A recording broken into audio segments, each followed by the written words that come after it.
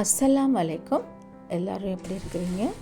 அல்லாஹ் நம்மளுடைய எல்லோருடைய வாழ்க்கையையும் நல்ல சந்தோஷத்தையும் பரக்கத்தையும் நம்மளுடைய குழந்தைங்களுக்கு நல்ல எதிர்காலத்தையும் தந்தருள்வானாக.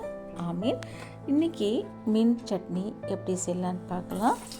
இதுக்கு நான் பச்சை மிளகாய், இஞ்சி, இதை நம்ம பச்சை மிளகாய் அதிகமாக வேணும்னா நீங்கள் அதிகமாக சேர்த்துக்கலாம். அப்புறம் மல்லி எல்லாம் புதினால முதல்ல 2 கைப்பிடி உளுந்தை நம்ம நல்லா வறுத்து வச்சுக்கலாம்.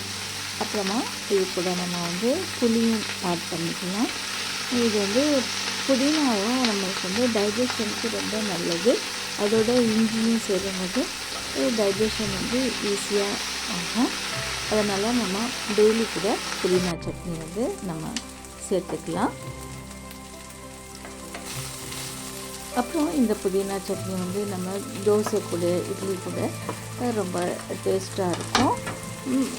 ரைஸ் கூட சில நேரத்துக்கு நம்ம ரைஸ் கூட சாப்பிடலாம். இந்த ஜீரா ரைஸ் அது மாதிரி கூட நம்ம புதினா சட்னி வச்சு சிம்பிளாக சீக்கிரமாக ஈஸியாக ஆஃபீஸ் போயிட்டு வர்றாங்க. ஈஸியாக நம்ம இதை மாதிரி நம்ம செஞ்சுட்டு ஸ்டோர் பண்ணி வச்சுக்கிட்டா கூட நீங்கள் ஆஃபீஸுக்கு வரும்போது கூட ஈஸியாக இந்த ரைஸ் வச்சு நம்ம சாப்பிட்டுக்கலாம். ரொம்ப ரொம்ப நல்லா டேஸ்ட்டாக இருக்கும். அதோட டைஜஷனுக்கும் ரொம்ப நல்லது. ஏன்னா 40க்கு அப்புறம் மேக்ஸிமம் டைஜஷன் எல்லாத்துக்கும் கொஞ்சம் குறைவாக இருக்கும். அந்த டைமில் நம்ம இந்த மாதிரி மீன் சட்னி இந்த மாதிரி நம்ம யூஸ் பண்ணும்போது நம்மளுக்கு நல்லா இந்த டைஜஷன் ஈஸியாகும். அப்படி இதுக்கு நம்ம தாளிப்பு கொடுத்துடலாம். கடுகு, உளுந்தம்பருப்பு, அப்புறம் சிவப்பு மிளகாயும் கிள்ளி போட்டுக்கிட்டு கொஞ்சமாக காய போட்டுட்டு நம்ம இது தாளிப்பு கொடுத்துட்டோம். சூப்பராக நமக்கு டேஸ்டான புதினா சட்னி நம்மளுக்கு தோசை கூட ரைஸ் கூட சாப்பிட்டுக்கலாம். கடுகு நல்லா வெடிக்கணும். கடுகு வெடிக்காமல் நம்ம எப்போதுமே தாளிப்பு செய்யக்கூடாது. வெடித்தா தான் நமக்கு டேஸ்ட்டு, அதோட டைஜஷனுக்கும் நல்லது.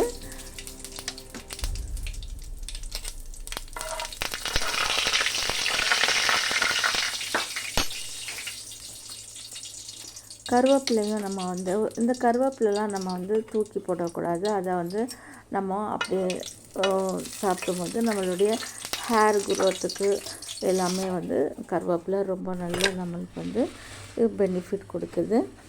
தோசை இந்த மாதிரி தோசை போட்டுக்கலாம். இல்லைன்னா நம்ம இட்லி கூட வச்சுக்கலாம். நான் இது கூட தோசை போட்டாச்சு. தோசை போட்டுட்டு அப்படியே நம்ம பசங்களுக்கு இந்த மாதிரி கொஞ்சமாக தோசை கொடுக்கும்போது அவங்க கொஞ்சம் நல்ல டேஸ்டியாக சாப்பிடுவாங்க இட்லியோட. அதனால் நான் தோசை போட்டாச்சு. தோசை போட்டுட்டு அப்படி கொஞ்சம் தோசை போட்டு நாங்கள் இட்லி கூட வச்சு நம்ம சாப்பிட்டுக்கலாம். வீடியோ பிடிச்சிருந்தா ப்ளீஸ் லைக், ஷேர், சப்ஸ்கிரைப் பண்ணிக்கோங்க. அஸ்ஸலாமு அலைக்கும்.